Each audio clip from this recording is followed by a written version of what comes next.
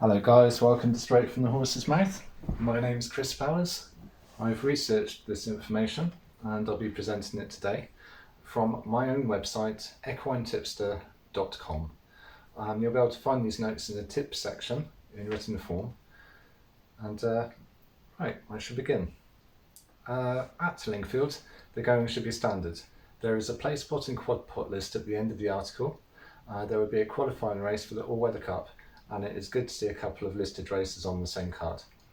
I chose this meeting by adding all of the class numbers together for both the all-weather meetings on Wednesday, dividing by the amount of races and going with the one with the lowest figure, as theoretically it should be the class year meeting. We had 3 winners yesterday, which was Tuesday, so very good, and hopefully we'll be able to pick some more out from these. So I've covered every race. Got the 103 Lingfield. 1 mile and 2, heed your hunch at Betway Handicap, Class 5 for 3-year-olds plus, rated 0 to 70. Personally, I believe the handicapper was heavy-handed, rising Rogue Power £5 for coming second by half a length in the 1 mile 2 furlong Class 5 handicap. The gelding will be able to carry the weight as it is his first rise. The reason the handicapper was trigger happy was because although Rogue Power finished second, the first 2 were clear of the rest by 6.5 lengths. His gelding operation was clearly a success and progression is expected. Jack Mitchell is back in the saddle, which is a bonus. He rode so well last time. The jockey has won about 1 in 6 of his races on the all-weather with 3-year-olds this season, which is a decent strike rate. I have a smaller concern his trainer is out of form, but this year Tom Clover has had better success with his 3-year-olds on the all-weather than any other category. He can add another win to his tally with this pivotal times Street Cry gelding. This is Rogue Power Win, 2 to 1, William Hill. Next one is the 138 Lingfield.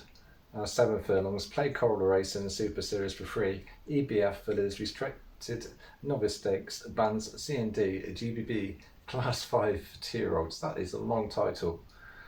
I'm pretty sure, by the way, the GBB, in case you don't know, actually stands for something along the lines of Great British Bonus. I've probably got that completely wrong, but it is basically a bonus system where a bit more extra money gets put into the pot for the owners, the trainers, and all that kind of thing. I've probably completely got that wrong, but I'm relatively sure it's the case. I should be more self-confident. This one looks between Silver Kitten, Doolilly and Siwad. Silver Kitten carried top weight and won last time out, but was disqualified after drifting left on her main opponent. Doolilly may well need the run and will be stepping up in trip and down in class. Siwad looks interesting as a newcomer, especially with Buick riding, but I never seem to pick the right debutant with him. For me, it seems disingenuous to ignore the credentials of Silver Kitten. The reality of the situation is that even though she was disqualified, about a week ago she won a hard race over 7 furlongs in a Class 4 against decent competition with a mixture of finishing speed, experience and a good measure of grit whilst carrying top weight. She goes well on an all-weather surface and has finished second on 2 of her 3 runs. To bring her out again so soon after the race in which she was disqualified means Johnston must feel she is in fine form. Richard Kingscote has won about 1 in 6 of his races riding 2-year-olds on all-weather this season. He is reunited with Silver Kitten, having rode her on her debut.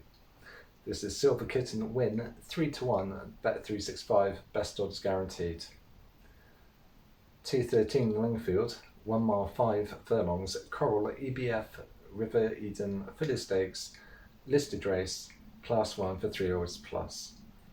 The problem I have with the daughter of Dubari, Saida, is that I don't think she will stay the 1 mile and 5 furlong trip. Beholding didn't appear to be able to deal with the step up to a slow run at Class 2 last time. We could say that she is back to her favourite surface, but it's worth noting that the stats say the progeny of Le Havre prefer the turf. I may have that all wrong, but this is all about opinions, and that is what forms markets. A betting market is basically a numerical representation of a large argument. Looking outside the top 2 means a decent price will be available. This race has taken me a long time to solve. It is difficult, but at a pinch, I have settled on at a pinch. Like the trainers Gosden, I'm looking at the potential of the filly as well as the previous form. She made a mockery of her Class 5 opposition when destroying them by 8.5 lengths last time out. She was eased down at the finish, suggesting she could have pulled out a lot more if asked. I cannot see the step up in trip or class being a problem for this one. Kieran O'Neill rides, and he is in great form with a 25% strike rate over the last 14 days, scoring 6 wins from 24 runs. The Gosdens are in awesome form at Lingfield on the all-weather this season, with 11 wins from 39 runs, which is a 28.2% win rate. So, selection is At a Pinch, win 8-1 Ladbrokes. 248 Lingfield, 7 furlong, Mansion beaten by a head handicap, class 2 for 3-year-olds plus, rated 0 to 105. It's a shame we have such a small field for a class 2 race, but after solving the last race it feels like a bit of a rest. Unless something improbable occurs, William Buick will win on Modern News. Charlie Appleby trains him for Godolphin, and Modern News can get his hat-trick here. Charlie has an incredible 33.33% win rate at Lingfield this year, which is only slightly above his 14-day hit rate. And the price was a bit lower than I was expecting, he said sarcastically. Modern News win 1-2, bet 365, best odds guaranteed. I was hoping for about 4 to 5 there, maybe 8 to 11, maybe 4 to 6 at a pinch, but 1 to 2, that does seem a little bit tight. However, I'd just like to point out, although I'm grumbling, it's actually a lot bigger than the 1 to 4 being offered by some companies. Okay, 323 Lingfield, 1 mile Coral EBF Fleur de Lis Fillet Stakes listed race, all-weather championship, fast track qualifier, class 1 for 3-year-olds plus. As far as I understand it, this is a win and you're in race for the prestigious all-weather cup meeting in April. So in the grand scheme of things, in the all-weather scene, it's a big race, this one. Mrs. Fitzherbert is a course and distance winner, having won here 2 starts ago in August. That was a class 3 Phyllis handicap race. The manner of victory in her last 2 races suggests she will race well at listed level. She won a class 4 race over 1.5 mile furlong for fun last time out. Her trainer, Hughie Morrison, has been in great form over the last 14 days with a 24% win rate, having scored 4 wins from 17 runs.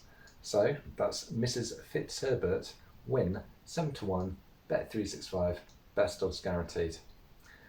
Next one is the 358 Lingfield, 7 furlong, watch racing free online at Coral EBF Novice Stakes GBB race, class 5 for 2-year-olds. After performing to a promising level over the last 2 runs, the newly gelded Oliviston looks the one to be on here. I'd probably just pronounced that completely wrong. Gelding often brings about improvement, and if this one progresses, he would be very hard to beat. His sire, Newbay, has been really racking up the wins in the last 3 months and is worth noting as a side to take notice of if you aren't already. Especially when he's linked up with Dubawi, actually. William Haggis, listen to me. William Haggis is in good form currently, and so is the jockey Tom Marquand. Tom will be familiar with the horse, having rode him on both of his previous starts. He was a very expensive purchase at 150,000 guineas, so you would expect him to come good sooner rather than later at this level. So that's Olive Deaston, win 3-1, bet 365, best odds guaranteed.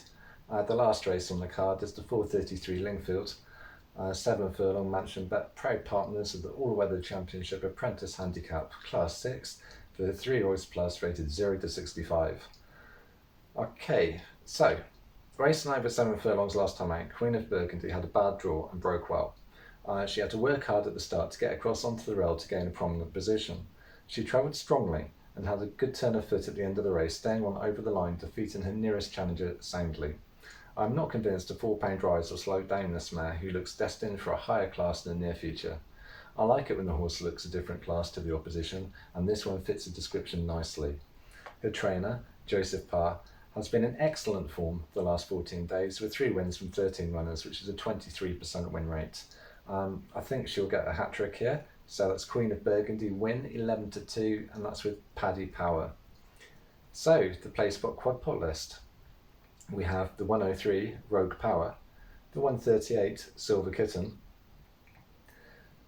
the third leg of the play spots, but the first leg of the quad pot we have At a Pinch, and then in the 248 we have Modern News, then the 323 Mrs. Fitzherbert, and then the 358 we have Olive Deaston. So that's everything I've wrote down, and there will be another video tomorrow. I'll be looking at whatever card is going to be on Friday now. And yeah, I've quite enjoyed looking through those. I was very, very pleased with yesterday. First charge looks one to take notice of in the future. Tommy R will win eventually, so keep an eye on that one. And I think overall they're probably the two I'd really take away from things. Could be looking at the Godolphin horse, which I've tipped in the future, but honestly the first two mentioned are probably the ones to put in your notebook if you're going to. So I'm happy with this video. I think I've done everything I wanted to do and said everything I wanted to say. Don't forget, on Twitter I am at Equine Tipster. My website is www.equinetipster.com. And if you like this video, then thumbs up. If you dislike the video, then thumbs down. I'd love it if you subscribe, to maybe I can try and win you some money in the future. So thanks very much for watching, guys. Bet responsibly and good luck.